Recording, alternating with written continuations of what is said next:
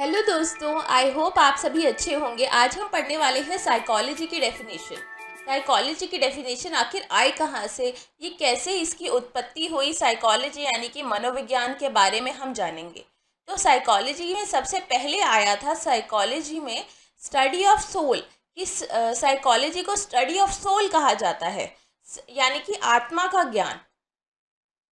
अब आत्मा का सीधा सीधा रिलेशन मन से है, यानी कि मन की स्टडी। तो इसको बोला गया कि study of mind, thinking process, यानी कि थिंकिंग प्रोसेस के बारे में बोला गया। अब मन के बारे में जानना, मन के बारे में, मन के विचारों के बारे में जानना, मन के विचारों के बारे में समझना बहुत ही मुश्किल है।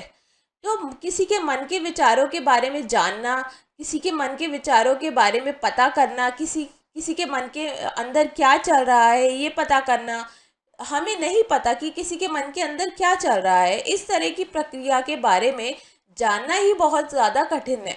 इसके लिए क्या किया गया, फिर दूसरी डेफिनेशन आई, यानी कि एक डेफिनेशन को जब सही नहीं माना गया तो उसके बाद दूसरी डेफिनेशन उसको करेक्ट करने के लिए आती रही। तो इसके बाद दूसरी डेफिनेशन आई, वो आई स्टडी ऑफ बिहेवियर। फिर माना गया कि स्टडी ऑफ बिहेवियर यानी कि व्यवहार की स्टडी को हम बोलने लगे साइकोलॉजी।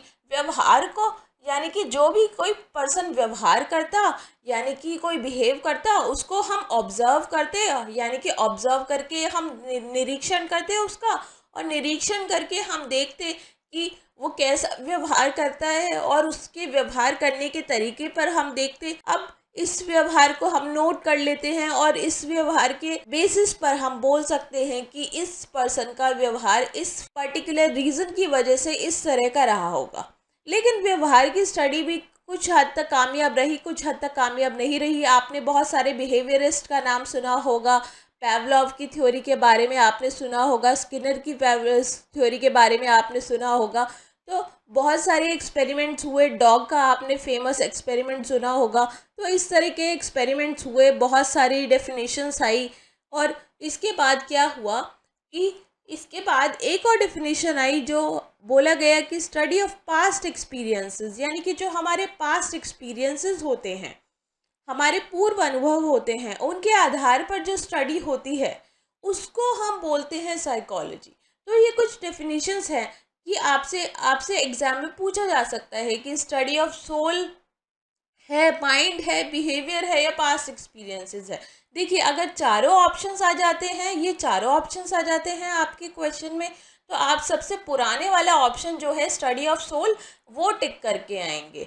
और अगर इन चारों में से कोई एक आ जाता है तो वो एक टिक करके आएंगे। और अगर कोई इनमें से ये आ जाता है, स्टडी ऑफ माइंड आ जाता है, और कोई एब्सर्ड से आ जाते हैं, मतलब कि कोई बेकार से ऑप्शंस आ जाते हैं, तो आप स्टडी ऑफ माइंड टिक करके आएंगे।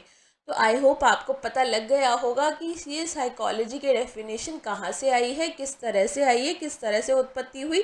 देखिए, हम हमेशा से एक के बाद एक चलते हैं। पहले एक डेफिनेशन आती है, उसके बाद उसको कैंसिल किया जाता है, फिर उसकी रिसर्चेस होती हैं, फिर उसके बाद उससे देखा जाता है कि ये तो काम नहीं कर रही है, इसमें डिफ़िकल्टी हो रही है रिसर्चेस करने में, तो दूसरी आई डेफिनेशन। जैसे कि यहाँ पर माइंड को जानना बहुत मुश्किल हो रहा था कि किसी के मन में क्या चल रहा है, तो बिहेवियर को ऑब्जर्व करना थोड़ा इजी था। फिर देखा गया कि बिहेवियर को ऑब्जर्व करना मुश्किल हो रहा है, तो पास्ट एक्सपीरियंसेस को देखा गया। अभी तक जो स्टडी ऑफ बिहेवियर है वो ज़्यादा पॉपुलर डेफिनेशन है, ये मानी जा रही है। स्टडी ऑफ बिहेवियर यानी कि हम बिहेवियर ही स्टडी करते हैं। तो ये आपकी डेफिनेशन है। आई होप आपको ये वीडियो अच्छी लगी होगी। Thank you so much. इस तरह की वीडियोस पाने के लिए हमें कमेंट कीजिए, लाइक कीजिए, शेयर कीजिए, सब्सक्राइब कीजिए चैनल को। Thank you so much.